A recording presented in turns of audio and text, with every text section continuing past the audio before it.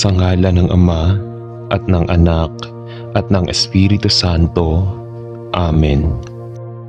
Ang pagsamba natin sa Kanya sa pamamagitan ng mga dasal at panalangin ay isang paraan naman natin upang maipakita at masabi na atin siyang dinadakila at sinasamba. Ang ating pagluhod sa Kanyang harapan at pagyuko ay nangangahulugan lamang na tayo'y Kanyang isang alipin na nakahandang maglingkod sa Kanya. Ang paghiling, ang paraan upang mabanggit natin sa Kanya ang ating mga kahilingan at mga pangangailangan. Itinuturo ng banal na kasulatan na alam na Niya ang ating mga pangangailangan bago pa man natin sabihin sa Kanya. Ngunit ang effort na ating ginagawa sa pananalangin ay mabisang paglalahad sa Kanya na taos sa ating puso ang ating ginagawa. Halina at sabay-sabay tayong manalangin sa Panginoong Diyos na buhay.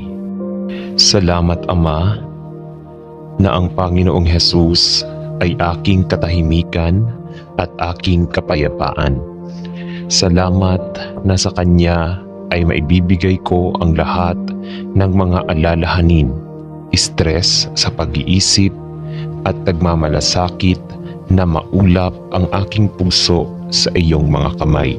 Dahil ipinangako mo na aalagaan mo ang lahat ng aming mga pasanin kung ilalagay lang namin ang lahat ng aming mga pagkabalisa sa iyong mga balikat.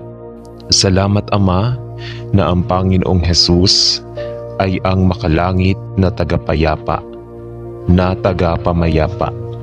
At hinihiling ko na ang perpektong kapayapaan ng Diyos ay ang pinakamataas na katahimikan ng Panginoong Hesus ay maaaring mamuno sa aking puso at isipan upang ito ay lumampas sa buhay ng lahat ng kasama ko. Makipag-ugnayan ngayon, tinatanong ko ito sa pangalan ni Jesus. Amen. Ama, ang iyong salita ay nagpapaalala sa atin gaano kaganda ang mga paa ng mga nagangaral ng Ebanghelyo ng kapayapaan. Ipinagdarasal ko na kay Kristo ay maisuot ko ang mga sandalyas ng katahimikan at lumakad sa landas ng kapayapaan. Tulungan mo akong maging espiritual na pag-iisip at lumakad sa paraang karapat-dapat na tawag na tinawag sa akin. Naway lumabas ako sa kababaan ng puso at kaamuan ng espiritu. At tulungan akong bihisan ang aking sarili sa pasensya at kabaitan. At isaalang-alang ang iba na higit sa aking sarili. Ipinagdarasal ko na sa iyong kalakasan ang aking buhay ay maipakita ang bunga ng katwiran at biyaya at tulungan ako sa lahat ng bagay na panatilihin ang pagkakaisa ng Espiritu sa buklod ng kapayapaan sa iyong papuri at kaluwalhatian. Sa pangalan ni Jesus ay nananalangin ako. Amen. Mahal na Diyos, kung minsan ay nabalisa ako at nag-aalala, nagagalit at nasasaktan, at nasusumpungan ko ang aking sarili na nag-aalaga ng iba't ibang pasakit at alalahanin, na pumigil sa akin na manatili sa iyo, ma-access ang iyong kapayapaan at magpahinga sa iyong pag-ibig. Panginoon, alam ko na maraming beses na akong nag-react sa hindi makadiyos na paraan at nasaktan ng iba, pati na rin ang aking sarili. Bigyan mo ako ng katahimikan sa aking puso na magtiwala sa iyo sa bawat lugar at aktibidad ng aking buhay. At tulungan akong panatilihing maayos ang aking isip sa iyo upang maranasan ko ang perpektong kapayapaan na nagmumula lamang sa itaas. Patawarin mo ako sa mga panahong sinubukan kong maging malaya sa iyo, sa halip na magtiwala sa iyong salita at umasa sa iyo lamang. Panatilihin mo akong mapagpakumbaba sa harap ng iyong trono ng biyaya. At nananalangin ako at bigyan mo ako ng kapayapaan at katahimikan sa aking puso. Hayaan akong maging handa na magtiwala sa iyo sa bawat bahagi ng aking buhay at isang panloob na katiyakan na ikaw ay nasa ganap na kontrol. At bigyan mo ako ng katahimikan ng espiritu upang ipakita ang iyong kapayapaan sa aking buhay. Sa pangalan ni Jesus ay nananalangin ako. Amen. Mahal na Panginoong Jesus, ipagkaloob mo sa akin ang katahimikan ng pagkaalam na ikaw ang may kontrol sa aking buhay, ang kakayahang magpahinga sa iyong pag-ibig at ang karunungan na mamuhay ng paisa-isa sa tiyak na kaalaman na walang makakaagaw sa akin mula sa iyong mga bisig at walang sinuman ang makakaagaw sa akin mula sa mga kamay ng aking makalangit na Ama. Dalangin ko na maaari kong lapitan ang mga paghihirap ng buhay na may kalmado na nagmumula lamang sa iyo. Alam kong ipinangako mo na bibigyan mo ang lahat ng iyong mga anak ng perpektong kapayapaan na nagpapasa ng pangunawa, at hinihiling ko na anuman ang mga panganib o tukso na dumating sa akin paraan, maaari kong ipagkatiwala ng lubusan ang aking buhay sa iyong mga kamay. Alam na walang makakaantig sa akin na hindi pinahihintulutan ng Ama. Ipagkaloob mo sa akin na manalangin ako. Ang katahimikan ng isang buhay ay sumuko sa iyo mula sa araw na ito at magpakailanman. Nananalangin ako sa pangalan ni Jesus. Amen. Mapagmahal na Panginoon, ikaw ang aming matatag na tagapagligtas at mahabagin na kaibigan. At nagpapasalamat ako sa iyo sa lahat ng iyong ginawa sa aking buhay. Hindi ko laging inuuna ka sa aking buhay na naging sanhi ng pagtaas ng kawalan ng iyong kapayapaan at katahimikan sa aking buhay. Panginoon, gusto kong bumalik sa pakikisama sa iyo dahil ito ay lamang bilang ako ay sumunod sa iyong pag-ibig na ako ay iningatan sa iyong perpektong kapayapaan at alam ang seguridad at katahimikan ng pagiging iyong anak. Ibalik mo sa akin ang katahimikan ng pag-alam na ikaw ay kasama ko sa lahat ng mga twist at turns ng buhay na gustong-gusto mo at nagmamalasakit sa akin ng walang kondisyon. Habang nahaharap ako sa isang hindi kilalang hinaharap. Purihin ang iyong pangalan magpakailanman. Amen. Ama sa langit, ipinagdarasal ko na bigyan mo ako ng katahimikan para tanggapin ang mga bagay na hindi ko kayang baguhin, ang lakas ng loob na baguhin ang mga bagay na kaya ko, at ang makadiyos na karunungan upang malaman ang pagkakaiba ng dalawa. Ipinagdarasal ko na ang aking puso ay mapuno ako ng isang kalmadong katahimikan at kapayapaan ng pag-iisip na dumarating lamang sa mga lubos na nagtitiwala sa iyo at nagpapasakop sa pangunguna ng iyong banal na espiritu. Salamat sa pagbibigay sa akin ng nananahan na espiritu ng kapayapaan at ipinagdarasal ko na ako ay magamit mo bilang isang sisidlan ng kaginhawaan at biyaya. Habang ako ay nananatiling ganap na nasasakop sa iyo. Sa pangalan ni Jesus ay nananalangin ako. Amen.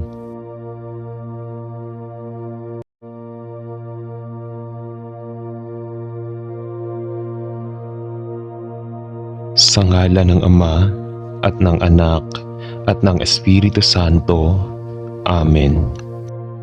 Ang pagsamba natin sa Kanya sa pamamagitan ng mga dasal at panalangin ay isang paraan naman natin upang maipakita at masabi na atin siyang dinadakila at sinasamba.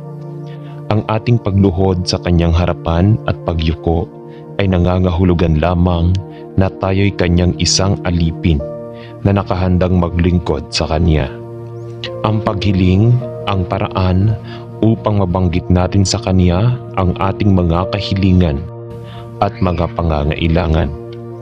Itinuturo ng banal na kasulatan na alam na Niya ang ating mga pangangailangan bago pa man natin sabihin sa Kanya. Ngunit ang effort na ating ginagawa sa pananalangin ay mabisang paglalahad sa Kanya na taos sa ating puso ang ating ginagawa. Halina at sabay-sabay tayong manalangin sa Panginoong Diyos na buhay.